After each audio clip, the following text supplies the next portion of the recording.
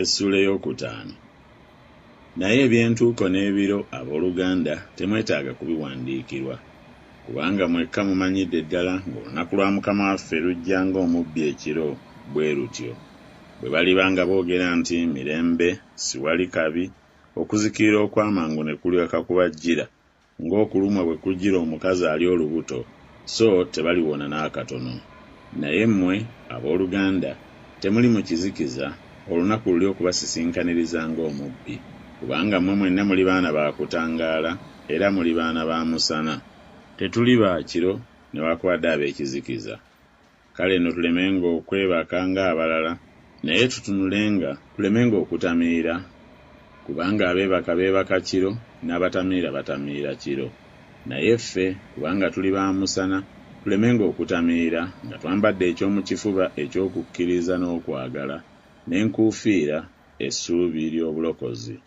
Kubanga ffe Katonda teyatuteekerawo busungu wabula okuweebwa obulokozi ku bwa Mukama waffe Yesu Kristo, eyatufiirira ffe bwe tutunula oba bwe twebaka tulyoke tubeere abalamu wamu naye. Kale musanyusaganenga era muzimbaganenga buli muntu munne era nga bwe mukola. Naye tubeegayirira abooluganda okumanyanga abafuba okukola emirimu mu mmwe, ababafuga mu Mukama waffe, abababuulirira, n'okubasangamu ekitiibwa ennyo nnyini mu kwagala olw'omulimu gwabwe. Mubeerenga n'emirembe mu mmwe. Era tubabuulirira abooluganda munenyenga abatatambula bulungi, mugumyenga abalina omwoyo omunafu, muyambenga abatalina maanyi, mugumiikirizenga eri bonna.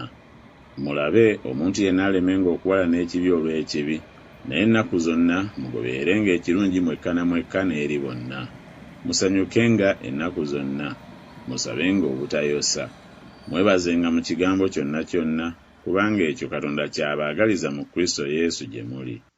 Temuzikizanga mwoyo, temunyoomanga bunnabbi, mugezengako ku bigambo byonna, munywerezenga ddala ekirungi, mwewalenga buli ngeri ya bubi.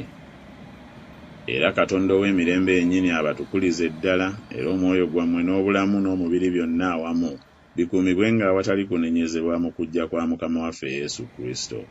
Abayita mwesigwa n'okukola y'alikola. Abooluganda mutusabirenga. Mulamuse abooluganda bonna n'okunywegera okutukuvu. Mbalayiza Mukama waffe okusomera ebbaluwa eno abooluganda bonna. Ekisa kya Mukama waffe Yesu Kristo kibeerenga wamu nammwe.